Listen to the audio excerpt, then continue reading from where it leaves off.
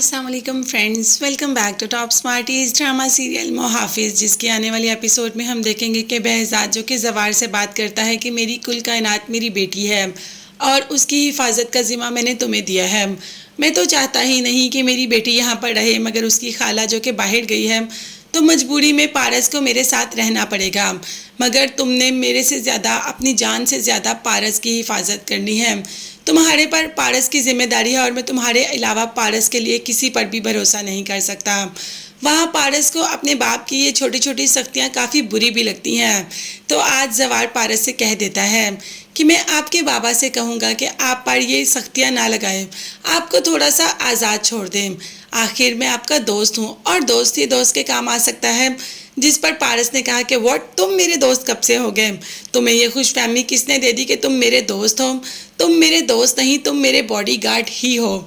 इसके अलावा पारस ने भी कह दिया कि आज वो खुद ड्राइव करेगी। जब जवार ने मना किया तो पारस ने जवार की कोई बात नहीं सुनी। खैर, जवार ने अपनी गाड़ी पारस के पीछे लगा दी ताकि अगर कुछ भी हो तो जवार पारस के साथ ही हो।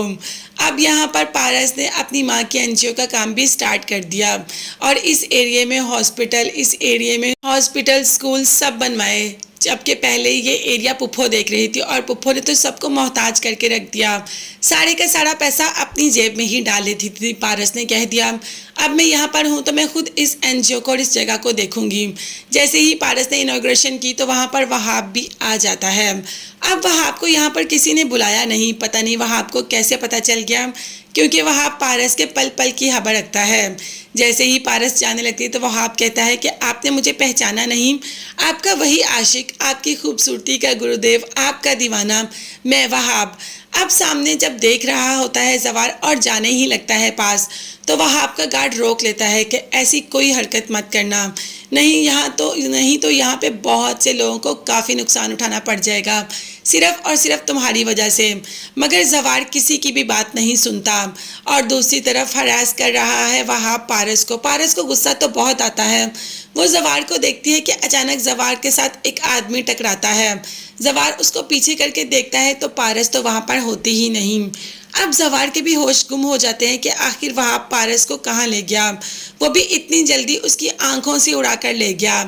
अब ये भी जवार है, हर चीज़ पर हथरे पर उसकी नज़र होती है और उसे पहले ही पता चल जाता है कि क्या होने वाला है या कुछ ना कुछ बुरा होने वाला है।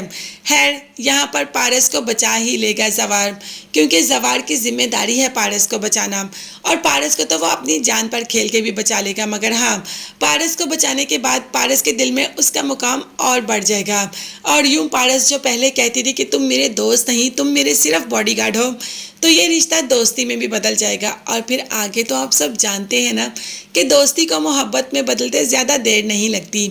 आप देखते हैं कि ये मोहब्बत की कहानी शुरू कब से होगी। मगर हाँ, तब तक के लिए हम बॉडीगार्ड ही देख लेते हैं। तब तक के लिए आप चैनल को भी सब्सक्राइब कर लें। नेक्स्ट वीडियोस तक के लिए, नेक्स्ट अपडेट्स के बारे में जानने के लिए चैनल को सब्सक्राइब करिएगा। नेक्स्ट वीडियोस तक के लिए अल्लाह हाफिज़, bye bye and take care.